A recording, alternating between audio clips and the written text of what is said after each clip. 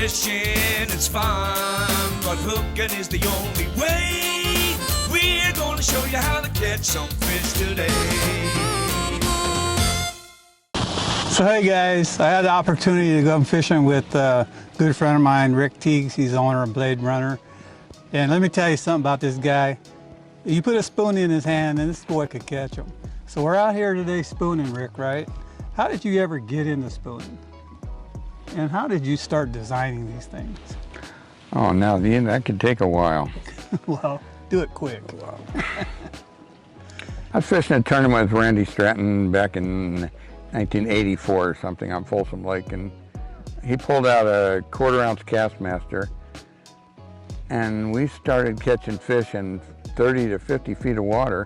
Everybody else was on the bank, and it really opened my eyes up to the ability of catching deep fish. These fish were pre-spawn and post-spawn. The creek channel was just loaded with fish, and nobody had found those fish or could catch them. So I went on experimenting with that for a long time, and then my friend Doug Watson called me. He was down at Don Pedro fishing a tournament of champions, and nobody could catch fish down there. He wanted to know if I'd come down and see if I could spoon some fish, and I got into, the first day I went down there, I was on double-digit fish, spooning in 48 feet of water with a 4 ounce haddock spoon. And that opened my eyes up again. I mean, those big fish love big baits in deep water. And so Doug was working with Doug Team down in Fresno, and they asked me to come down there and design a line of spoons for them. They had spinner baits and buzz baits and jigs and swing heads. So for the next year, I hammered torpedo sinkers and carved out a line of spoons. I can remember back in the days, I've known this guy for a long time, but he took me to Shasta one year and we were spooning fish in 80 feet of water, 4 to 6 ounce spoons, flip-flopping. Spooning's probably one of the best in the fall. I mean, you could catch them in the summer, but I think in the fall is probably the most productive. And you can't catch them any quicker than you can with a spoon. And this guy, you put one in his hand and he seems to be able to catch them. And you actually just did a flutterspoon last year, and we took it out and tested it and killed the bass and the stripers on it. So it's something about a piece of metal smashed down and you put a hook on it, this man could catch them.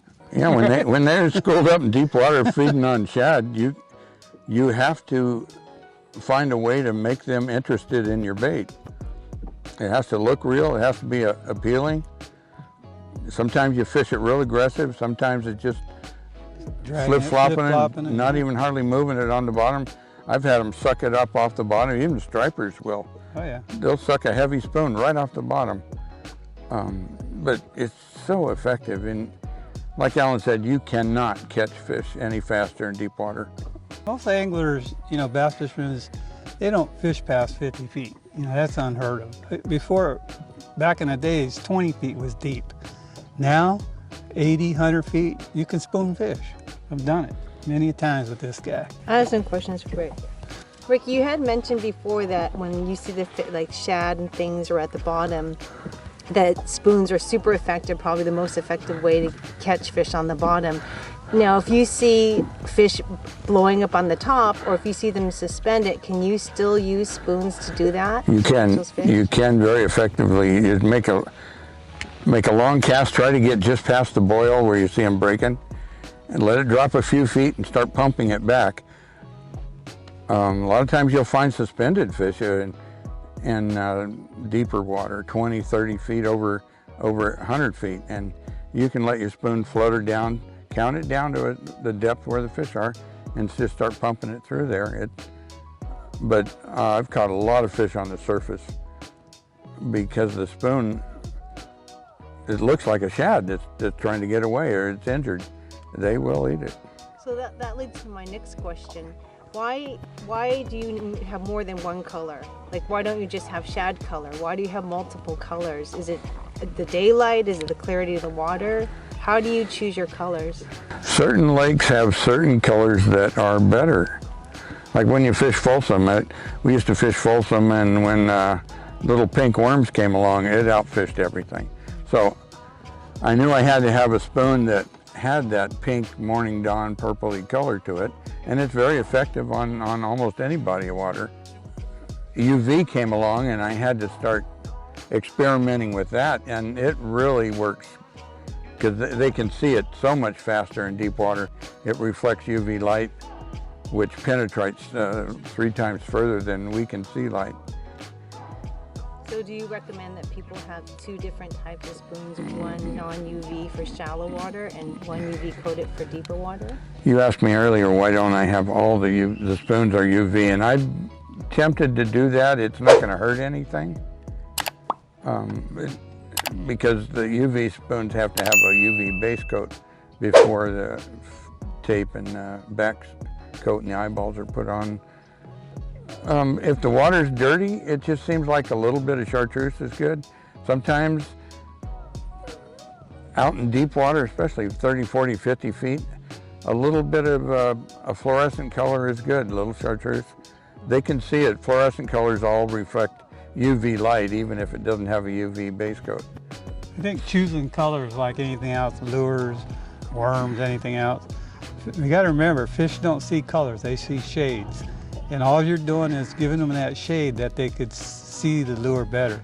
Overcast days, bright sunny days, deep, clear water, dirty water, it all relates to different color baits. That's why we have so many choices. Alan's proven that you can use a black spoon and outfish anything. There's times when white chrome, a chrome kastmaster will outfish me sometimes, and we did that today. And so you have to experiment. Yeah, just if they're not biting the color you're using, try something else. You know, you don't want to see our spoon box because I got at least 100 in there, at least. When you come out to a new body of water, do you just start tossing in, or do you first figure out where you think those fish will be, and do you look for more, do you prefer a sunny day or a cloudy day? I prefer sun. And why is that? Because in order for the fish to hide from the bait fish, they like to be next to something, and they will go right to the bottom or right to a break or ledge or something. And I rely on those electronics. They're just, sometimes people don't like fishing with me because I will idle around for 3 hours sometimes until I see what I know is a good situation where I can catch spoonfish. I would rather spoonfish than any other method. Sometimes if you're fishing competitively, you're going to have to throw out a drop shot or a little weenie worm or something to catch fish, but I prefer to catch them with a spoon. Once you get them fired up, you can usually get a few nice ones pretty quick. You know, your electronics is such a big part of play, especially when you're spooning, to have the contour maps and to be able to read your fish finder and know how the lay of the land is. Like today, you put us on that break and had to put the boat, you know, just perfectly on the edge, and bam, fish on. Not too many years ago, the electronics weren't as powerful as they are now, and a lot of guys would go out and leave their adjustment on manual, automatic, which the sensitivity wasn't high enough. They never saw these fish. You had to crank your sensitivity way up, and a lot of guys never knew these fish were out there. But the new electronics are so powerful now, sometimes you got to turn them down a little bit. I did quite a few videos on electronics, and my 2D one, I tell you, take it off auto, learn how to run it, set it on automatic. I see these fish out here all the time, but just because you see them, that don't mean they bite. But at least you know you're in a productive area and you're doing something right. Most of the time we can get them to bite. I mean, most people know that Rick is really professional and fastidious about his design, and he's actually designs all his own lures. Every single item offered by Bladerunner is designed by himself. And his first spoon, how long did it take you to design your first design? I worked on a series for probably a year. We selected one shape for each size, and that's pretty much been the same for the last 20 years. When he was building all these spoons, he would, here, try these, here, try these, here, try these. Fish breaking I had over so there. many spoons, I didn't know which one to use. Like I said, that flutterspoon, when we took it out, I told him, hey, how did you make that thing stop? And he goes, it won't stop. I said, yes, it did. The big one was doing that to me today. And nothing really replaces years of experience. And I don't know if people know that Rick is actually known for being a big fish guy. He's won hundreds of tournaments, placed #1 in many, many tournaments, always looking for the biggest fish in any body of water. So when he designs his lures, he wants to tone it down a little bit. We don't. He's always been big. Everything he throws is big. I always, yeah.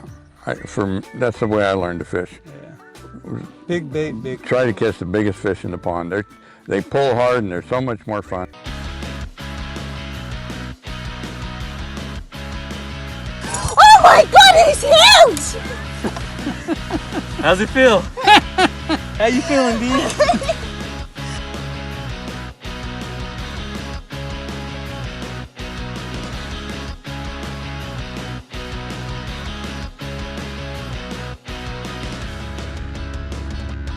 Rick, what do you have coming up in the future for Bladerunner? Are you coming out with any new designs and lures? Float and fly pretty quick. I've got a couple of companies working on samples for me. They might be arriving today. I haven't gotten into that, but it's so effective in the winter, and a lot of guys are wanting to get into the float and fly because it catches fish when they're suspended. I think it would have been deadly today because we found all those fish around that thermocline in 35 that are suspended. If you put that float and fly out there, I'll bet you'd get them. Oh yeah, out in the middle of the lake you could throw one out in the there. middle of nowhere. No, you got to listen to your pro staff, listen to guys talking.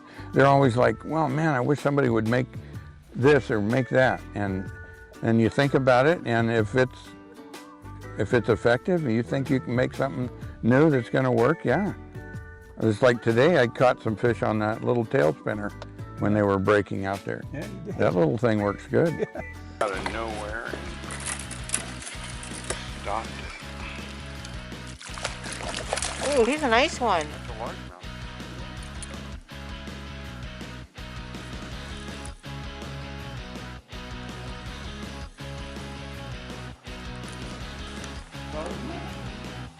The one that missed your spook.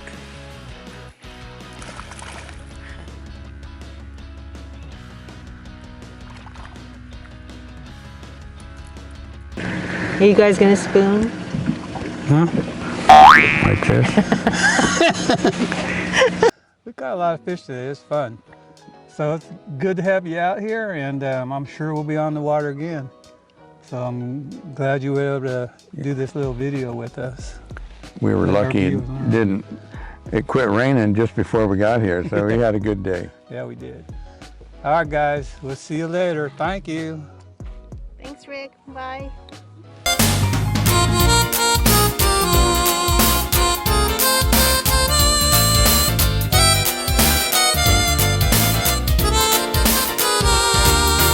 Fishing is fun, but hooking is the only way.